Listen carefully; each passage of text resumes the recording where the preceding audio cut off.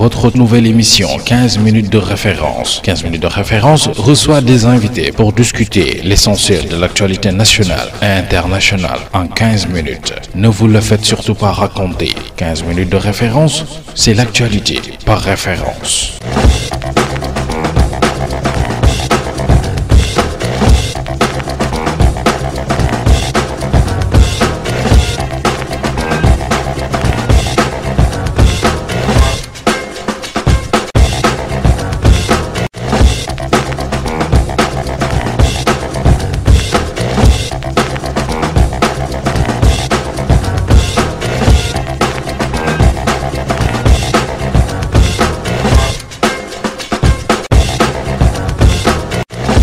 ñu ngi leen di jaajëfal bu baax a baax ci bàyyi xel génn bàyyi xel seen émission nga xamante ni mooy dalal kàngamu woy politique yi ne ci réew mi ñuy waxtaan ak ñoom tolluwaay réew mi ak itam seen i doxalin ci seen biir formation politique moo xam parti la ñu yor wala mouvement mbokk yi fan yi gis ngeen ñu ngi ci même dynamique tey nag ñu am mbégte dalal ki nga xamante ni kenn dootu ko présenté déjà sénégalais yi muy kon honorable député Thierno Bocoum di président mouvement Agir bi président ñu ngi lay nuyu. ñu ngi lay fay bu baax di nuyu ñu ñuy seetaan ñëpp di leen remercier ci invitation bi. laaj bu njëkk mooy wax nga ko sànq formation réew mi nga bokkoon alors du ñu dugg ci départ yeeg yu mel noonu mais lu tax tey nga fas yéene daal jël sa yoonu bopp ba créer formation bi di mouvement Agir. waaw xam nga ñun dañu nekk ay sénégalais yoo xam ne dañu bëgg Sénégal yàlla daf ñu ko nattoo. ñu bokk ci combat yépp depuis ba ñu commencé dugg ci politique. combat bu mënti am bokk nañ ci mun naa wax sax ne bokk nañ ci ñu ci fës parce que soo leen di xool ba ñu nekkee responsable des jeunes dafa tombé woon ak mouvement M23 ak lu xewoon le 23 juin et tout ça. ñu ràññee woon ñu ci également ci suñu combat ba ñëpp ñu bari suivre nañ ne jotoon nañu ci tëj kaso lu mot ñaari yoon. Donc toujours dañu am conviction ne ñun ñoo war a xeex pour réew mi jëm kanam loolu suñu responsabilité la ñun ñoo war a def de sorte que lépp loo xamante ne sénégalais yi ñu ngi koy joytu ñu war a taxaw parce que soo waxee ne da ngay def politique rek moom moo tax sa bopp da nga war a xeexal pour sa askan da nga war a xeexal pour sa réew.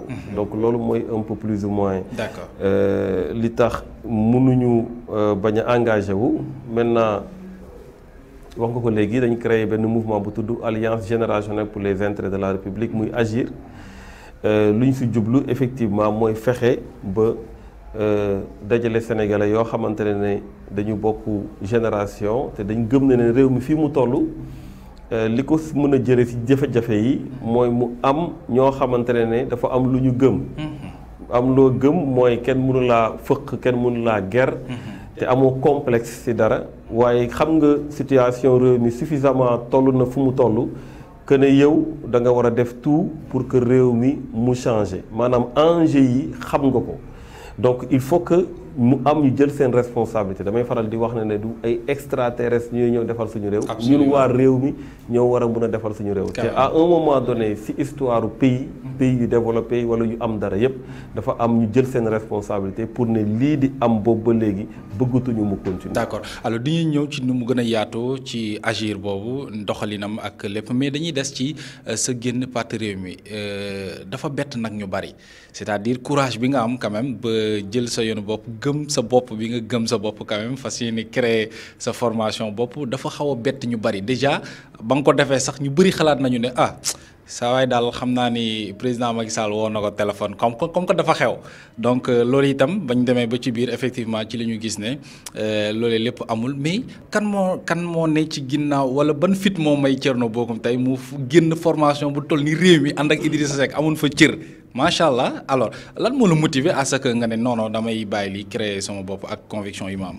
waaw xam nga raison yu tax dëgg et tout ça wax naa ko danaa c'est des convenances personnelles la dama ko ëmb ci loolu ci convenance personnelle. absolument li waral loolu mooy parti politique dafa doon loo xamante ne am nga possibilité dugg ci comme am nga possibilité génn ci. choix la nga dugg si te choix aussi nit su koy def day fekk mu méngoo ak loo xamante ne moom la gëm. moo tax ba ñuy dugg dafa am lu ñu gëmoon mu doon suñuy forte conviction ñu daal di dugg nekk si liggéey si lu Sénégalais yi mën a teg seen bët. suñu demee tamit am conviction que ne dañu war a génn pour ay raisons yoo xamante ne c'est des raisons yu ñu jàpp. am nañu possibilité ñu génn parce que loolu mooy démocratie. loolu mooy liberté. liberté bi nga am pour bokk ci dara nga am liberté pour génnaat ci loolu heure bu la neexee li am solo mooy principe yu ñu la xamee valeur yu ñu la xamee dara bañ ci changer. maanaam doo génn doon bëgg lii tey nga bañ ko doon bañ lii tey démb tey nga bëgg ko donc changer complètement xàmmeetuñ la ci dara. loolu peut-être mooy doon loo xamante ne mën na jaaxal nit ñi mais nit moom am na liberté nekk fu ko neex donc ñun ba ñu génnee ba léegi jàpp ñu ne pratiquement am na luy changer suñu parcours parce que changer nañu cadre. mais la personne demeure la même. mais la personne est dans un cadre beaucoup plus large boo xamante ne maanaam dañ ko liggéey ak dañ dafa nekk ak ay ñoo xam ne ñu ngi Sénégal ñu ngi diaspora un peu partout di liggéey pour que Sénégal. véritablement lu ñu si bëgg namm ko si. te Sénégalais yi di ko xaar si ñëpp ñoo xam ne dañuy engagé wu mu am. d'accord dès lors que nga génnee parti Rewmi quand même ku toll ni Thierno Bocoum ak lu mu tekki ci Rewmi quand même ndax amul woon ñi nga xamante ni ñu ngi la doon démarché quand même du côté du pouvoir wala sax ci opposition bi pour nga ñëw bokk ci yeneen formation politique yu gën a mag tey muy ay parti APR wala yi ñuy woowee bokk formation politique yu gën a mag ndax quand même Thierno Bocoum xam nañ taxawaayam ak itam ku ko am sa parti tey day doon lu nga xam te ni en plus lay doon ndax yenn ci ay parti courtisé wu lañ kenn ñëwul ci yow courtisé la quand même pour nga bokk. waaw xam nga loolu mënul ñàkk c'est normal nous sommes en politique te ku si ne aussi mën nga xool peut-être luy dooleel sa entité. pour renforcer ko et tout ça. donc c'est normal que les gens ñu am réflexe dem jëli lu ñu manqué wala dem jëli ñoo xamante ne peut-être dinañ leen mën a apporter dara loolu c'est pas maanaam bokk du lu extraordinaire li ci am solo rek mooy ñun dañu am ay convictions fortes. dañu am ay convictions fortes maanaam lu ñu jiital mooy ñun. amuñu jiitaluñu ay privilèges wala ay avantages wala ay postes wala et cetera loolu jiitaluñu ko. du coup lu ñu amal solo mooy suñu xool côté pouvoir bi mooy ndax ñu ngi liggéey ak pour askan bi ou pas ndax ñu ngi def lu ñu leen fi tegee wala déet ñun dañu gëm na ne pouvoir bi defuñu lu ñu leen fi tegee dañ gëm na ne situation réew mi nii mu toll dañ ko war a changer complètement moo tax on a parlé de changement de paradigme.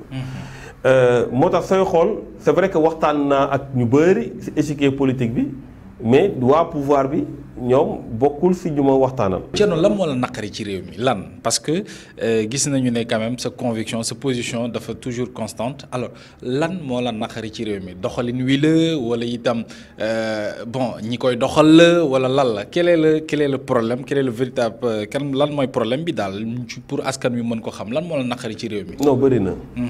comme yan exemple bëri na d'abord il faut que nit ñi bu ñu fàttali ne ñu ñëpp dañu xeexoon pour alternance am. oui. président Macky Sall du ñu ku mu àndal nii rek ñoo ko fal. absolument dafa am ñeneen ñoo xamante ne dañu fi contribuer. ñun ñii fi lañ bokkoon. bien sûr. pourquoi. parce que à un moment donné y avait le ras-le-bol. Sénégal yi dañu nekkoon ci ay jafe-jafe dañu bëggoon mbir yi changer. et dañu pare woon pour def le sacrifice bu leen fàtte ne am na fi ay manifestations yu violentes plus de ëpp na fukki nit yoo xamante ne faat nañ leen fi. ci ay plusieurs occasions. donc non seulement dafa amoon un rassemblement des acteurs politiques mais également un rassemblement de la société civile et surtout des populations. maanaam ñëpp dañoo dajale seen doole pour ñu ne lii fi am waru fi amaat plus jamais ça. yàlla def ñu dem élection président Macky Sall génn ci kanam ñi ñëpp dajaloo ne nañ ko changer moom it vraiment période boobu mu d'accord ci lépp dem signé ji assise nationale dem ne waaw li doot fi amati yenn affaire yi doot fi amati et cetera wax ay promesses yu taaru indi ay slogan yu rafet suñu ñëwee tey mu doxalee nii mu doxee mu ne la patrie avant le parti tey jiitu intérêt famille yi intérêt personnel jiitu intérêt général loolu yëpp après mën nañ si dugg soo leen bëggee loolu yëpp su amee dafay doon une abomination maanaam tey non seulement dafa décevoir si loolu mais dafa yàq xolu ñu bëri parce que tey population yi néew na ñoo xamante ne dañ leen naan ah vraiment homme politique yi et cetera ñëpp ñu si bëri dañuy naan kan la ñuy gëmati. dañuy wax ci ba léegi mbirum politique c'est vrai que ne li des ci élection 2019 yi tey jii nii bareetul lool xam naa ni yaa ngi ci liggéey bu metti ak ce mouvement. alors c'est vrai que ne fii Sénégal xam nañu ne léegi bon opposition bu ñu leen di dégg dañuy naan da ngeen bëgg a yóbbu président de la République deuxième tour est-ce que loolu dina yomb ak bu ñu gisee opposition bi ñu amee tey nga xamante ni nii kii day wax fee kii jaar nii kii jaar nii est-ce que tey opposition bi ñu amee yow ban gis-gis nga ci am déjà ak jàpp nga ne ndax bi ñu amee war na mën a yóbbu président de la République deuxième tour. non xam nga opposition ce n'est pas une entité homogène. ñoom ñëpp la ñu jàkkaarloo pouvoir moo tax ñu tuddee leen opposition. mais ku si ne élément bu si ne si opposition bi dafa am orientation boo gëm. ak noo bëgg a defee. ok donc su ñu def jugement en termes d'orientation soo waxee opposition bi da ngay juum. da ngay juum. dama koy faral di wax ma ne il faut que ñu bàyyi di trouver solution pour opposition di commencer di trouver solution. pour population yi. Ah oui. parce que opposition bi nañu dajaloo fexe ba jëli fi diw après ñu fexe teg kenn mais loolu la ñu defoon 2012. oui lu mu ñu coûté. on a vu pire c'est la vérité donc pour man il est temps ñu waxu programme. ok programme. mu doon lu am solo alors yaa ngi woon ci ay tournée yu am solo ci biir réew mi ñu ngi waxtaan ci coulisses yi nga ne ma c'était pas facile évidemment tournée yi moom xam day metti à chaque fois waaye lan nga ci jëlee ngir yeggee ko Sénégalais yi président Thierno Bocoum mi ngi woon ci biir réew mi doon rencontrer Sénégalais yi déjà lan mooy sababu tournée yooyu lan moo la motiver nga dem seeti Sénégalais yi ak lan la ñu mën a jëlee ci tournée yooyu. waaw tournée yi. dafay répondre un peu ak lu ñu waxoon ba ñu créer mouvement bi. mooy lu ma la expliquer léegi changement de paradigme yi ñu war a def masse critique bi ñu war a wut ak changement vraie rupture yi ñu war a am ci réew mi. mais bañ ko waxee dañ tàllal loxo sénégalais yi te dañ jàpp ne réew mi soo ko bëggee yor bëgg fi def luy doon njëriñu sénégalais yi da nga koy waxtaan ak sénégalais yi. du comme rek nu ñu def sa benn yoonu yokkute sa néeg. génn ko def say affiche et cetera déedéet da ngay dem ci population yi discuter ak ñoom te loolu da nga ko war di ko renouveler parce que priorité yi dafay changer parce que contexte yi day changer. oui.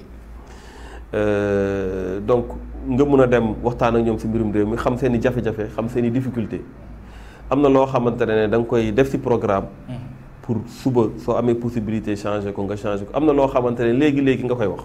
d'accord alors sa xalaat ci transhumance parce que tamit coow li bari na ci wàllu woowu bëgg nañu am rek juste aperçu sa gis-gis ci wàllu transhumance parce que àdduna du neex ba ma ànd ak président de la république ñu xëy gis la nga ànd ak moom wala nga dem ci nekk ci beneen camp di jàppale ñu am nu mu demee kenn du xam fan nga féete alors yow lan mooy xalaatuk président Thierno Bocoum ci wàllu transhumance actuellement. waaw xam nga transhumance déjà tur buñ ko tuddee rek.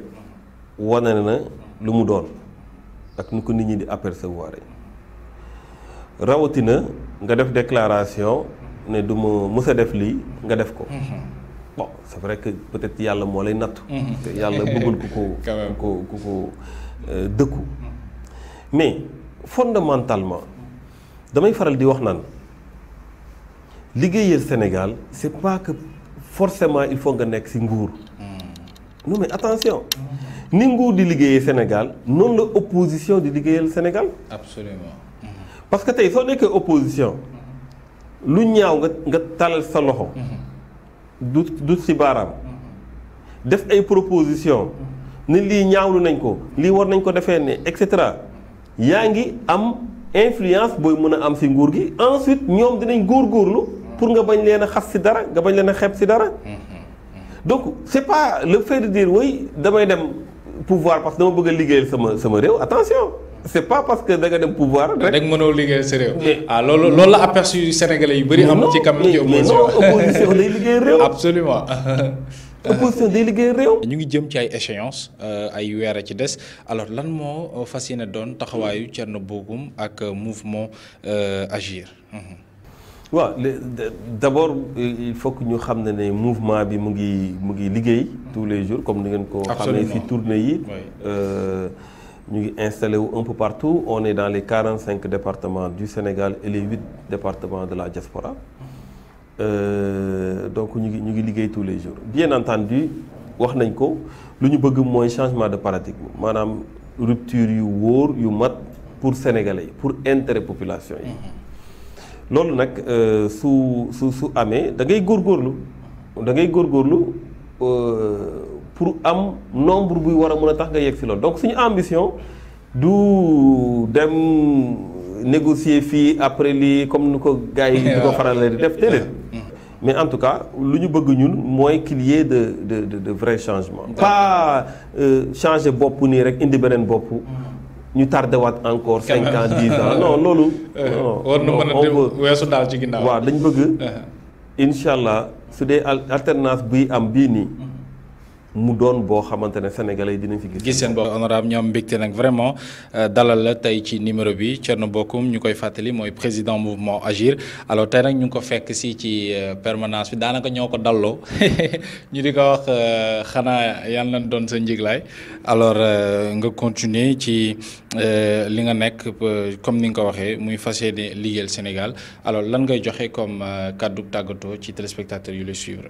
waaw kaddu gi du peut-être si remercier leen rek si invitation bi di leen encourager aussi si seen liggéey ak professionnalisme bi di wax rek à l'endroit des Sénégalais que réew mi ñu ñoo ko moom réew mi Sénégalais yi ñoo ko moom ñoo ko bokk ñu ñëpp dañ si war a def luy indi jàmm dañ si war a def aussi luy indi koom-koom te indi koom-koom lu koy indi du rek benn nit wala ñaari nit mooy képp lu koo xamante ne am nga loo mun a yokkal sa réew nga dugal sa loxo nañ bàyyi croiser les bras bi nañ bàyyi dummóoyu luy doxal suñu réew na fi ñëpp jàpp suñ ko defee rek incha allah lépp dina baax.